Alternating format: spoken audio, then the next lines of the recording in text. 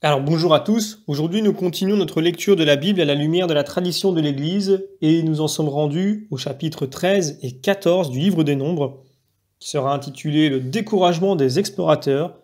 Comme toujours, avant de démarrer, nous remercions les éditions Anne Siguier devenues Mediapol qui nous ont permis d'utiliser ces textes pour faire ces vidéos et nous nous remettons entre les mains du Seigneur. Notre Père qui es aux cieux, que ton nom soit sanctifié, que ton règne vienne, que ta volonté soit faite sur la terre comme au ciel. Donne-nous aujourd'hui notre pain de ce jour. Pardonne-nous nos offenses, comme nous pardonnons aussi à ceux qui nous ont offensés. Et ne nous laisse pas entrer en tentation, mais délivre-nous du mal. Également, nous nous remettons entre les mains de notre Mère bienveillante, la Vierge Marie. Je vous salue Marie, pleine de grâce, le Seigneur est avec vous. Vous êtes bénie entre toutes les femmes, et Jésus, le fruit de vos entrailles, est béni. Sainte Marie, Mère de Dieu, priez pour nous pauvres pécheurs, maintenant et à l'heure de notre mort. Amen. Également, nous faisons cette demande spécifique à l'Esprit Saint, qu'il corrige en nous les erreurs éventuelles qui peuvent provenir de notre état de pécheur. Alors voilà, sans plus attendre, nous pouvons commencer déjà une première lecture du chapitre 13. Je vais couper volontairement le chapitre. Yahvé parla à Moïse et lui dit « Envoie des hommes explorer pour toi la terre de Canaan, que je donne aux fils d'Israël. Vous enverrez un homme pour chaque tribu des pères, tous ceux qui sont princes parmi eux. » Et plus loin, Moïse les envoya explorer la terre de Canaan et leur dit « Montez-y par le Négueb et vous gravirez la montagne, et vous verrez la terre, ce qu'elle est, ce qu'est le peuple qui l'habite, s'il est fort ou faible, s'il est peu nombreux ou s'il est une multitude, et si la terre où il habite est bonne ou mauvaise, et si la ville qu'il habite sont des camps ou des places fortifiées, et ce qu'est la terre, si elle est grasse ou maigre, s'il y a des arbres ou s'il n'y en a pas. Courage, et prenez des fruits de la terre. » On était au temps des premiers raisins. Ils montèrent donc et explorèrent le pays depuis le désert de Sin jusqu'à Rehob en direction de Hamath. Ils montèrent par le Négueb et ils allèrent jusqu'à Hébron, où résidaient Ahiman, Sheshai, Talmaï, descendants des Anakites. Hébron avait été bâti 7 ans avant Tanis d'Égypte. Ils arrivèrent à la vallée d'Eshcol, et là ils coupèrent un sarment et une grappe de raisin qu'ils portèrent à deux sur un brancard, ainsi que des grenades et des figues. Et l'on appela ce lieu vallée d'Eshcol à cause de la grappe que les fils d'Israël y avaient coupée. Au bout de 40 jours, ils revinrent, ayant exploré le pays. Ils allèrent trouver Moïse et Aaron et toute la communauté des fils d'Israël au désert de Paran, à Sédès. Ils leur rendirent compte de l'expédition, ainsi qu'à toute la communauté, et ils leur montrèrent les fruits de la terre. Ils racontèrent leur voyage et dirent « Nous sommes entrés dans le pays où tu nous avais envoyés. C'est vraiment un pays où coule le lait et le miel, et en voici les fruits. Mais le peuple qui habite ce pays est descendant d'Anak. Amélek habite au pays de Négueb, le Hittite, le Jébuséen, l'Amorite occupe la montagne, le Cananéen habite au bord de la mer et sur les rives du Jourdain. » Caleb fit taire le peuple soulevé contre Moïse et lui dit « Montons et faisons la conquête, car nous triompherons. » Mais les hommes qui étaient montés avec lui protestèrent. « Nous ne pouvons pas marcher contre ce peuple, car il est plus fort que nous. » Devant les fils d'Israël, ils décrièrent le pays qu'ils avaient exploré. La terre dans laquelle nous avons passé pour l'explorer est une terre qui dévore ses habitants, et tous les hommes que nous avons vus dans ce pays, qui descendent des Néphilim, dans ce pays, sont des hommes de haute taille. Nous y avons vu les géants, les fils d'Anak qui descendent des Néphilim, nous étions à nos yeux comme des sauterelles, et aussi étions-nous à leurs yeux. Alors tout de suite, je vais lire 2 textes parallèles, notamment Luc chapitre 9. Ayant appelé les 12, Jésus leur donna puissance et autorité sur tous les démons, et pour guérir les maladies. Et il envoya annoncer le royaume de Dieu et faire des guérisons. Et il leur dit, « Ne prenez rien pour la route, ni bâton, ni besace, ni pain, ni argent. N'ayez pas 2 tuniques. Quand vous entrerez dans une maison, demeurez là, ne changez pas.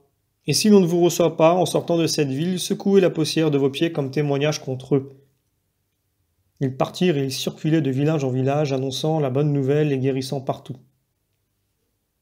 Luc chapitre 10.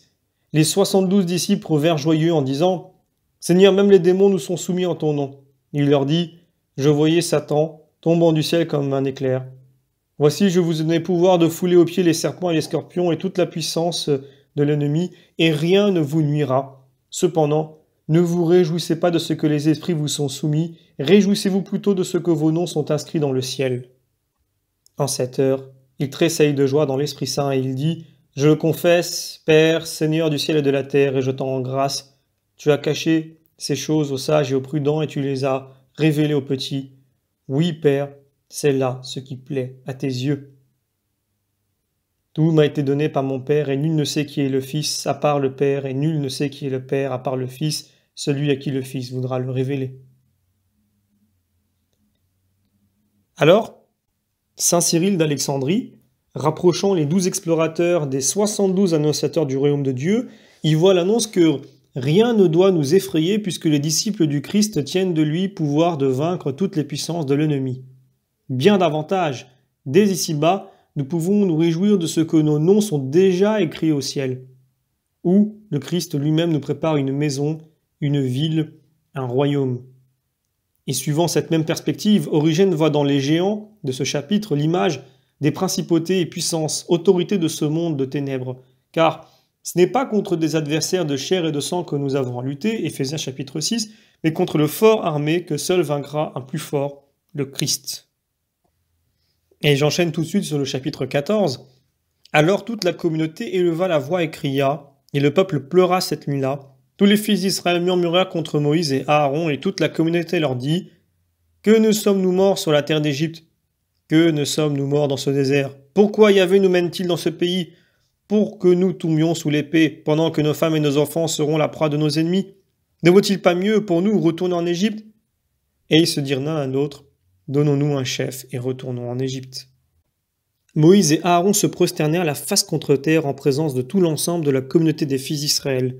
Josué, fils de Nun, et Caleb, fils de Yéphuné, deux de ceux qui avaient exploré le pays, déchirèrent leurs vêtements et ils s'adressèrent à toute la communauté des fils d'Israël en leur disant « La terre dans laquelle nous avons passé pour l'explorer est une très très bonne terre. Si Yahvé nous est favorable, il nous fera rentrer dans ce pays et nous le donnera. C'est une terre où coule le lait et le miel. Seulement ne vous rebellez pas contre Yahvé. Et ne craignez pas le peuple du pays, car c'est nous qui les mangerons. Leur force s'est retirée d'eux, et Yahvé est avec nous. Ne les craignez pas. » Toute la communauté parlait de leur rejeter des pierres, mais la gloire de Yahvé se montra sur la tente de la rencontre à tous les fils d'Israël. Et Yahvé dit à Moïse, « Jusqu'à quand ce peuple méprisera-t-il? Et jusqu'à quand ne croira-t-il pas en moi? Avec tous les prodiges que j'ai faits au milieu de lui, je le frapperai de la peste et il sera frustré de son héritage, et je ferai de toi une nation plus grande et plus puissante que lui. » Et Yahvé dit à Moïse, « Les Égyptiens ont appris que c'est ta puissance qui a fait monter ce peuple de chez eux, et ils l'ont dit aux habitants de ce pays. Ils ont appris que toi, Yahvé, tu es au milieu de ce peuple, que tu t'es montré à eux face à face. Toi, Yahvé, que ta nuée se dresse au-dessus d'eux, que tu marches devant eux en colonne de nuée le jour et en colonne de feu la nuit. Si tu fais mourir ce peuple comme un seul homme, les nations qui ont entendu ton nom diront, Yahvé ne pouvait pas faire entrer ce peuple dans la terre qu'il leur avait promise par serment, alors il les a tués dans le désert.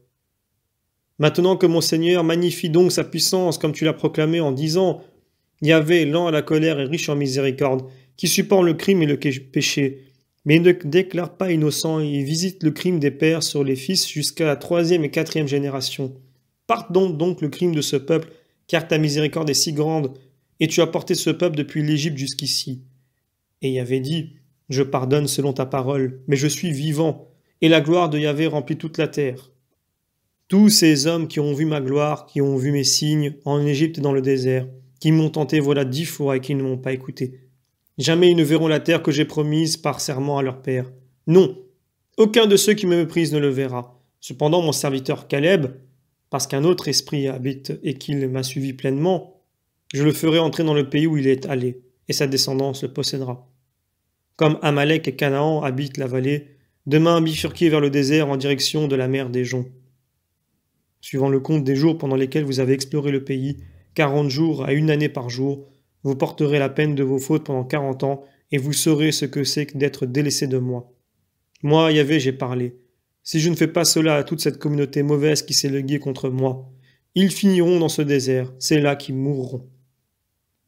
Ces hommes que Moïse avait envoyés pour explorer le pays et qui au retour avaient fait murmurer contre lui toute la communauté en décriant la terre, tombèrent morts tout d'un coup devant Yahvé. Josué, fils de Nun, et Caleb, fils de Yifouné, restèrent seuls vivants de ces hommes qui étaient allés explorer le pays. Moïse dit cela à tous les fils d'Israël, et le peuple en fut très affligé. Ils se levèrent de bon matin pour monter au sommet de la montagne en disant « Nous voici, et nous monterons ce pays que Yahvé a promis. Oui, nous avons péché. » Moïse dit « Qu'est-ce que cela? Vous allez transgresser l'ordre de Yahvé, et cela ne réussira pas. Ne montez pas, car Yahvé ne sera pas avec nous.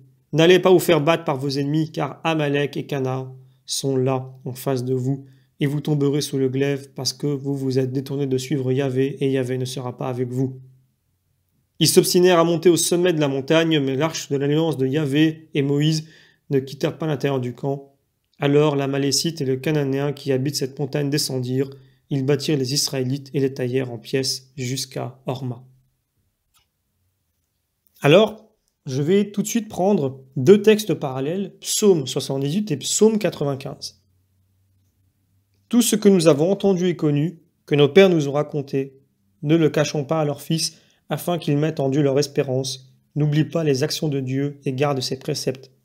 Qu'ils ne soient pas comme leur père, génération rebelle, exaspérante, génération au cœur dévoyé, et dont l'esprit fut infidèle à Dieu, fils d'Éphraïm, archer menteur, qu'ils se retournent au jour du combat. Ils n'ont pas gardé l'alliance de Dieu, ils ont refusé de suivre sa loi, ils ont oublié ses actions, les merveilles qu'il leur fit voir. Psaume 95. 40 ans cette génération me fut à charge. J'ai dit, peuple d'errants, cœur égaré. Ils n'ont pas connu mes voies, alors j'ai juré dans ma colère, ils n'entreront pas dans mon repos. Aujourd'hui, écoutez donc sa voix.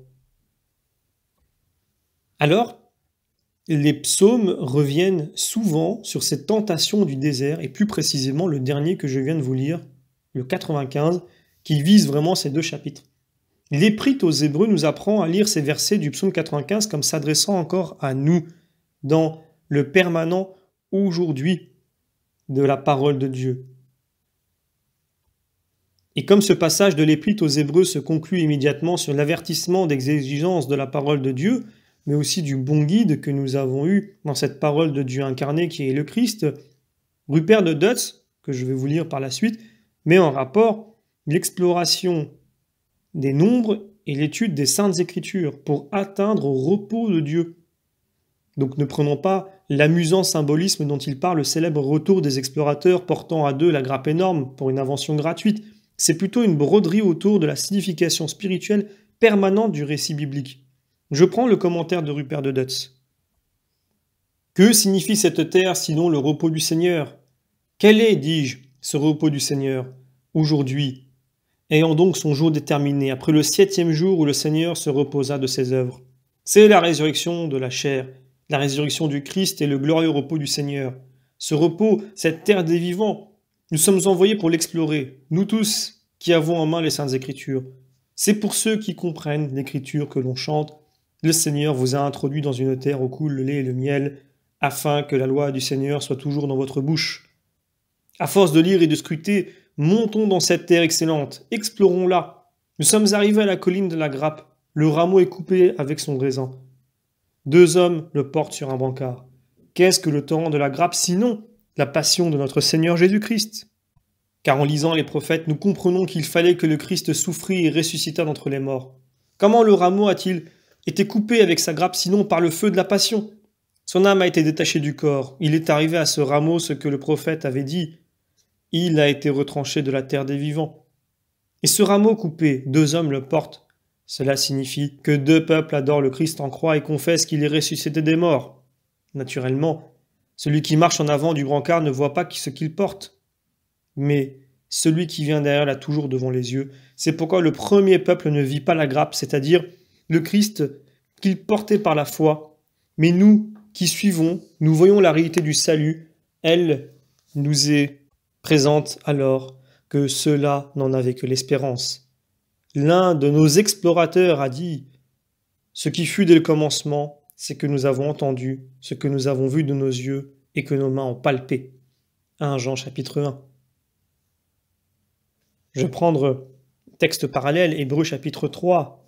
À qui donc le Dieu vivant s'est-il heurté pendant 40 ans? N'est-ce pas à ceux qui avaient péché et dont les cadavres tombèrent dans le désert?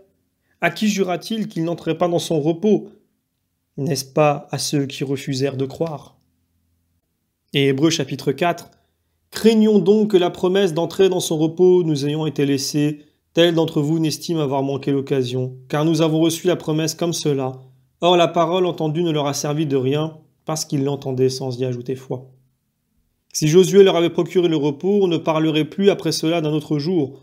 Il reste donc un repos sabbatique pour le peuple de Dieu, car celui qui est entré dans le repos de Dieu se repose lui aussi de ses œuvres, comme Dieu s'est reposé des siennes. Hâtons-nous donc d'entrer dans ce repos-là et que nul ne tombe dans les mêmes manifestations de désobéissance. Alors évidemment, on peut aussi comparer l'intercession de Moïse dans le chapitre 14, dans les versets 5 à 23, avec celle du veau d'or, en Exode chapitre 32. Alors je reprends les versets 11 et 12 qui disent ceci. « Et Yahvé dit à Moïse, « Jusqu'à quand ce peuple méprisera-t-il et jusqu'à quand ne croira-t-il pas en moi, avec tous les prodiges que j'ai faits au milieu de lui? Je le frapperai de la peste et il sera frustré de son héritage, et je ferai de toi une nation plus grande et plus puissante que lui. » Alors, Origène dit, à propos de ce passage, « Je les détruirai et je ferai de toi une grande nation » ne signifie pas que la nature divine soit sujette à la colère, mais veut nous faire connaître la charité de Moïse pour son peuple et la bonté de Dieu, infiniment plus grande que tout mal quel qu'il soit. Avec Dieu, il y a toujours place pour l'espérance, et la menace divine n'est pas irritation mais prophétie, car Dieu plus tard assumerait en effet une autre nation, l'immense peuple des nations, mais non par Moïse qui s'excuse parce qu'il sait que cette grande nation promise aura son appel non en Moïse mais en Jésus-Christ, et que ce peuple ne sera pas appelé mosaïque mais chrétien. Alors au verset 24, il est indiqué que seul Caleb entrera sur la terre promise. Et Procope de Gaza dit ceci.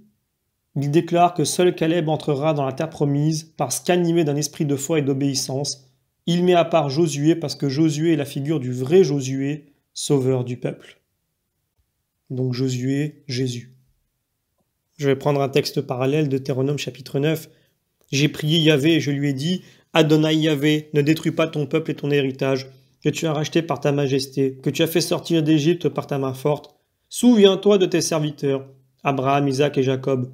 Ne regarde pas l'indocilité de ce peuple, ni son impiété, ni son péché, de peur qu'on nous dise, dans le pays d'où tu nous as fait sortir, Yahvé n'était pas capable de les faire entrer dans la terre qu'il leur avait promise, et par haine contre eux, il les a fait sortir pour les tuer dans le désert, mais ils sont ton peuple et ton héritage, que tu as fait sortir avec grande puissance, à bras étendus.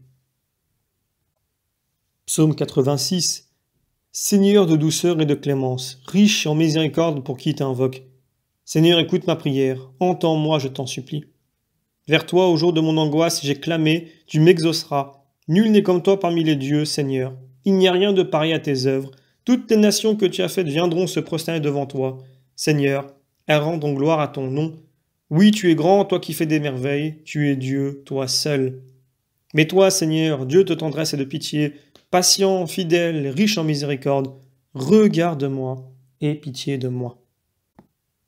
Et je reviens sur le verset 34 du livre des Nombres, chapitre 14.